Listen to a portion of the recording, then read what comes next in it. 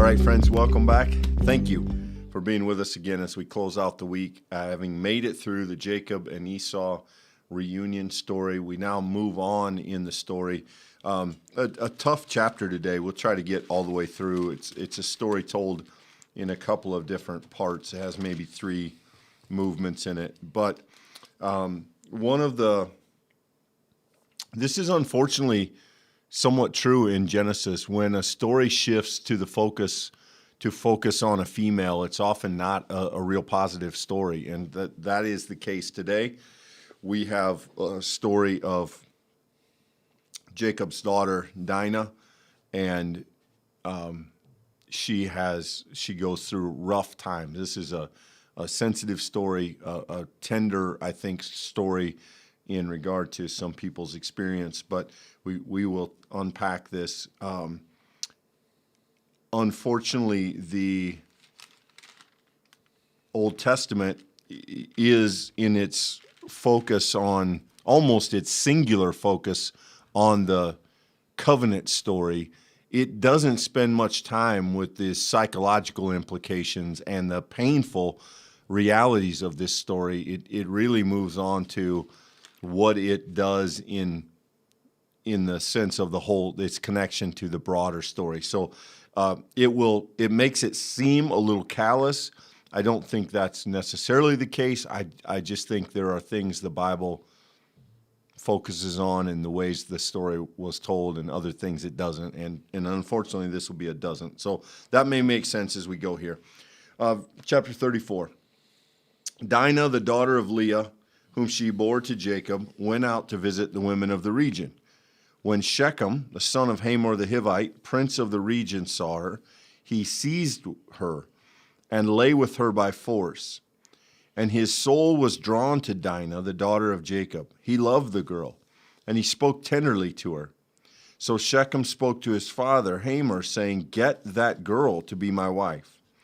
Now Jacob heard that Shechem had defiled his daughter Dinah, but his sons were with his cattle in the field. So Jacob held his peace until they came. And Hamor, the father of Shechem, went to Jacob to speak with him, just as the sons came in from the field.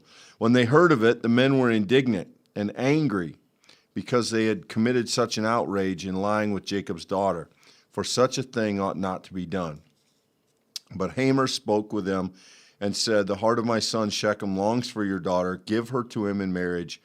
Make marriages with us. Give your daughters to us. Take our daughters for yourselves. You shall live with us, and the land shall be open to you. Live in it, trade in it, and get property in it." Shechem said to her father and brothers, "Let me find favor with you, and whatever you say to me I will give. Put the marriage present and gift as high as you like, and I will give you whatever you ask of me. Only give me this girl to be my wife."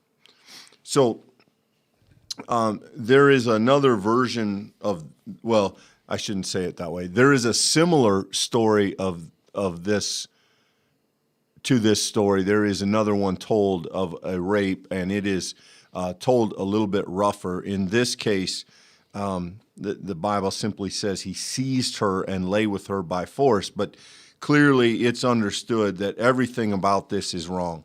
The father knows it, Jacob knows it, the sons know it. It is a case of obsession, I guess, in that he wants to marry her. In the other story, that's a different take. But here we have this moment where this man, Shechem, has done this really reprehensible thing. And again, we would love if it honored and recognized what that must have been like for Dinah, but you'll notice she's not really mentioned by name again, which is a way, which is an unfortunate reality in the way this story is told. But here we go from the action, the sort of sinfulness, to trying to reconcile it. And essentially, one way you could look at this is a father trying to buy off the offended party and make some sort of amends financially for what his son has done. Yeah, so there's multiple layers of overlapping discomfort in this story, and especially in the cultural context from which we come, it is particularly grievous for us to understand the idea that this kind of relationship would be attached to economics, but it would not be strange for there to be dowries given and exchanges of property in the midst of a marriage. And the thing that makes this story particularly notable here is verse 8, the top here. Make marriages with us, give your daughters to us, take our daughters for yourselves. You will live with us, the land will be open to you, live and trade in it. You can see in this a very economic kind of reality here. Like, we're going to open ourselves up to your family if you will open up your family to us, and there'll be opportunity for you here. And all of this is done really to cover over this thing that everybody knows shouldn't have happened, but there's a kind of trying to forge an alliance in it.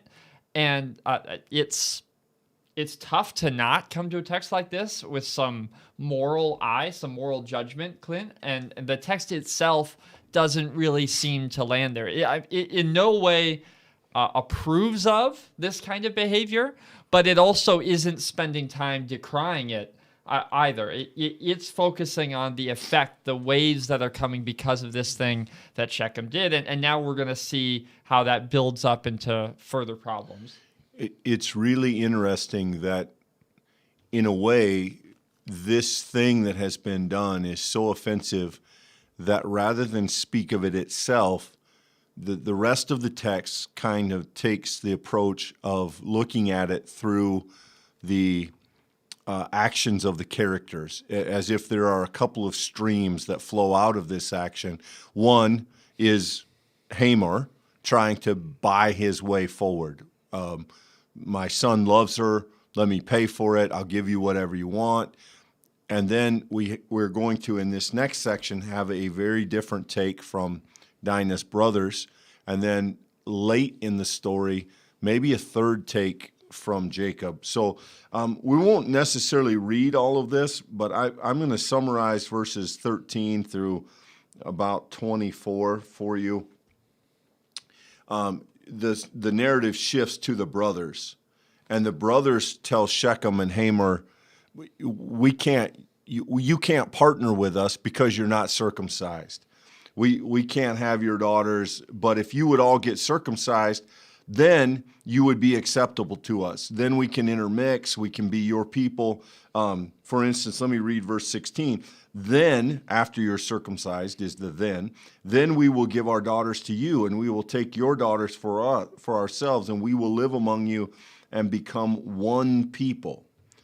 But if you will not listen to us and be circumcised, then we will take our daughter and be gone. And so Hamor and Shechem agree to this plan. They see a way forward, and the result is, in verse 24, all who went out of the city gate heeded Hamor and his son Shechem, and every male was circumcised, and all who went out of the gate of his city. And what we learn as we continue to read is that this is a setup, which is an interesting development given the role that circumcision plays in literally identifying God's people. Here, it is essentially used not only to identify, but to, in some ways, hinder and hurt those who are being judged by God's people. Yeah, so for any lack of, sort of legal or moral judgment, it's clear that this has so offended these brothers, it's so offended the family, so much so that the text says, that this is not done in Israel. That's really interesting language, because that's not the language of the family at this point. There's not a kind of nation conception in the way that we have in later. So the looking back of that, to say, like, this is not something that is kosher, that is done. This is not something that is acceptable among our people. It sort of foreshadows what is going to be done later when the brothers make it clear that they never had any intention of allowing some kind of peaceful transition or relationship with this family. That they had considered this from the start a red line crossed, and they, through this sort of tempting kind of invitation, just do this thing, and then you'll be acceptable, and we'll be able to make some negotiations, seems to Shechem and to his father to be a way forward, when in actuality it's a trap. It's a way that they can set up the revenge that they're going to take. Yeah, and I don't know. I don't know what this says about me. Maybe I shouldn't admit it, but when I was a young person, this was one of my absolute favorite stories. I love this next part of the story, not the part that we've seen, but the part that's coming. Yeah. So Dinah's two brothers, and these are the full brothers, so Leah's boys, Simeon and Levi. So verse 25, and I will read this. On the third day, when they were still in pain, two of the sons of Jacob, Simeon and Levi, Dinah's brothers, took their swords and came against the city unaware, and they killed all the males. They killed Hamor and his son Shechem with the sword, and they took Dinah out of Shechem's house and went away. And the other sons of Jacob came upon the slain, and they plundered the city because their sister had been defiled. They took their flocks and their herds, their donkeys, and whatever was in the city and the field, all the wealth, all the little ones, all the wives, all that was in the houses, they captured and made their prey. Stop there, Michael. So, a brutal response from the brothers. We now learn that they've tricked the men into being circumcised to incapacitate them, and while they're incapacitated or at least hindered, they attack the city. They kill all the males. They take all the property. They essentially conquer these people because of this sin. Now, what's interesting is we see things like this in the Old Testament. We see in the law a prescription that anybody who does this kind of stuff should be put to death. We see in the conquest narratives that cities that are judged to be immoral, we saw this in Sodom and Gomorrah, they are to be destroyed. And so we have here stuff that is kind of attested to in other parts of the Old Testament, but here these two men take it upon themselves to do it while they avenge their sister. And it is a really uncomfortable kind of story. It's a justice story of sorts. I'm not exactly sure how you'd classify this story, Michael. It sounds like some of the conquest narrative. It's certainly out of character for Jacob and even Abraham. For the whole covenant story, this really stands alone. We see more like this after Joshua takes over and the people are conquering their enemies. But I don't think we've seen anything like this in the story. And I would argue maybe we don't see anything like it in the rest of Genesis. We're going to see in just a moment the Jacob's final take here at the end of the story, that this story does have a connection to some of the problems that the Israelites are going to have in their future history with these peoples. They have at times an uneasy truce, and in fact, if you go all the way to the prophets, you're going to see that the prophets criticize the people of becoming intermixed with peoples, sharing their gods, taking their traditions, and so later Israel finds some of these national mixing to be really contentious and a problem.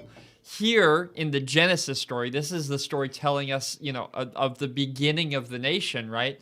We already see that these individuals can't be trusted, that there's deception, and that deception sometimes requires a substantial response. I'm not trying to simply read this story as metaphor, Clint, but I do think there's a sense in which if you're willing to look at this story from a much broader view, it does have some caution in it for future Israel. Certainly it has something to say about the cost taken when you deal with people who are outside of the family. And, this doesn't shed these Shechem and his family in a very good light, certainly. Yeah, and again, we made you a promise of sorts early on that when we leave the arc of the story and go into some personal thoughts or explanations, we'll try to identify that. So that's clearly what's happening here. But if we could concede that many of these stories are probably told looking backwards, in other words, if we concede that the people who recorded these stories were likely down the road a ways and they were looking back on Israel with some fondness, and they particularly celebrated the days when Israel was strong and powerful and destroyed their enemies, there is a kind of justification in this. There is a kind of celebration of a people who would destroy anyone who did the wrong thing or who wronged them, who always got on top of their enemies, and in this case did so by trickery. There is an aspect of that which would be celebrated in these texts, and by these texts I mean really certainly the first 5 books and maybe to some extent the Old Testament. And so this is their response. Now, here we have Jacob then, and what you make of Jacob in this story is very interesting. So let me read this. Then Jacob said to Simeon and Levi, "You have brought trouble on me by making me odious to the inhabitants of the land, the Canaanites and the Perizzites. My numbers are few, and if they gather themselves against me to attack, I shall be destroyed, both I and my household." But they said, "Should our sister be treated like a whore or be misused?" And so Jacob, I have to be careful here. Jacob, from one perspective, seems to have gone back to thinking primarily about himself. Now, we don't know, Dinah is Leah's daughter. We'd have to take some guesses at what he feels about this whole thing.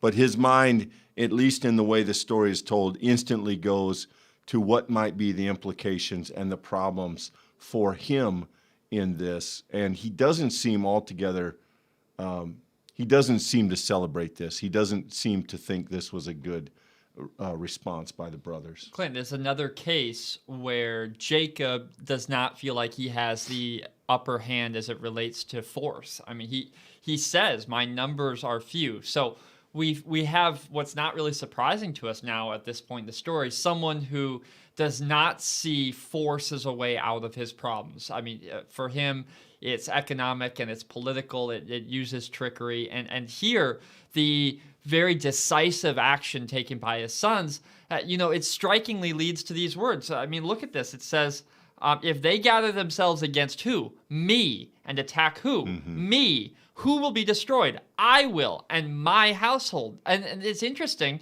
The brothers respond in verse 31, "Should our sister," right? That's a very different phrasing. Instead of the singular, it's the plural. And it's just striking here, Clint, that I'm not at all suggesting that Jacob is inherently selfish in this regard, but I am suggesting that fundamentally he does have a broader view of what the implications of this might be, that having some sense of order amongst these other people is necessary for the longevity of the household. That said, he does seem to, in that concern, be overlooking the, if you want to use the word justice, that these brothers felt was necessary. And again, we have an example when Jacob seems willing to walk the line, if not cross it, if it benefits his interests.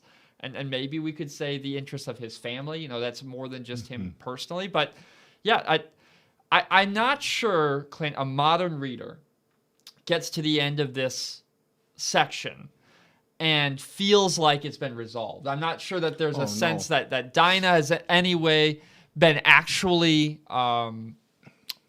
stood up for, that the actions taken by the brothers were just, that Jacob's response is laudatory. I mean, all of it, I think, is unsatisfactory.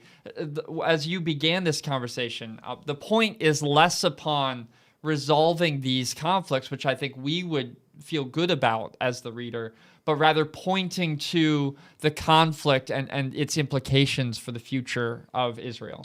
Yeah, there's a sense in which I think, Michael, and check me here if this goes too far, but there's a sense in which I think this text is uncomfortable with itself because not only is the subject matter disturbing, but Israel on the whole would celebrate a moment in which an Israelite has been defiled, and so they are avenged with disproportionate response. I mean, there's a sense in which the people who will come later will celebrate this action of these two brothers. They acted decisively, they acted shrewdly, they acted completely, they eradicated the people who had harmed their sister and then tried to pay for her.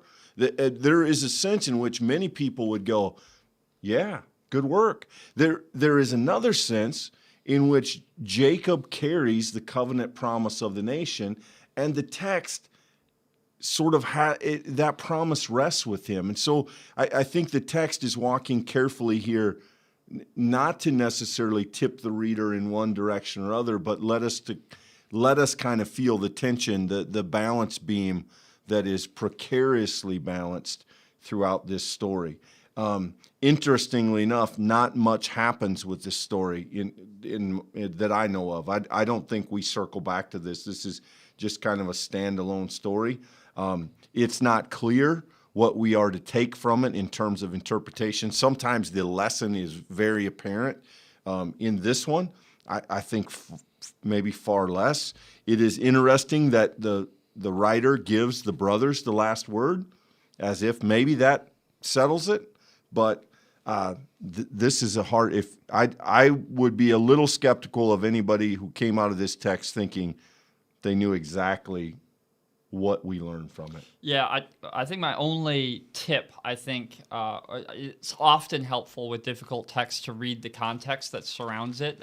The story often helps lead us. And I'm struck here at verse 30, the naming of the Canaanites and the Perizzites. You're going to see Canaanites over and over and over again in the text. And it's striking to me when we jump back in next Monday and we turn to the next chapter, 35, you're going to discover here that Jacob's immediately telling people we need to put away false gods. That seems to be not an accident. This connection to these foreign people, foreign nations, false gods. We need to stay true to the one true God. I think this may be hard for us to conceive, but there's a kind of family purity, a sticking with the traditions that we have, the God who's led us, the one who gave us the promise. Here, they had a very, very, very negative encounter at every level with other people. And, I think fundamentally this is a cautionary tale. And I agree with you, Clint. I do think the text goes out of its way to not answer these questions because that's what a cautionary tale is. It's one that says, beware, the water is troubled beyond here. And, I think to those who would have remembered this text and would have written it, I think it would have pointed them towards the dangers that happen when you don't live within the promise and the boundaries of the covenant family. And, take that for what it's worth. Yeah, and speaking of family, Michael, we've had this conversation before, but keep in mind that times in Genesis, people are representative of other things. And so the sons here will each become a tribe. And the tribes are spoken of throughout the rest of the Old Testament with a kind of personality. And it won't surprise you later to run into Simeon and Levi as the tribes of Simeon and Levi and find that they're rash and they're prone to violence and they lash out at their other tribes. I mean, they have that. And so part of this is not only the story of the characters themselves, but what the characters come to represent down the road. Yeah, it's a lot, Clint. It's a tough Thursday. Yeah, glad that you would be with us, friends. Hope you have a good weekend, whatever it will hold, and we will see you on Monday as we kick off chapter 35. Thanks.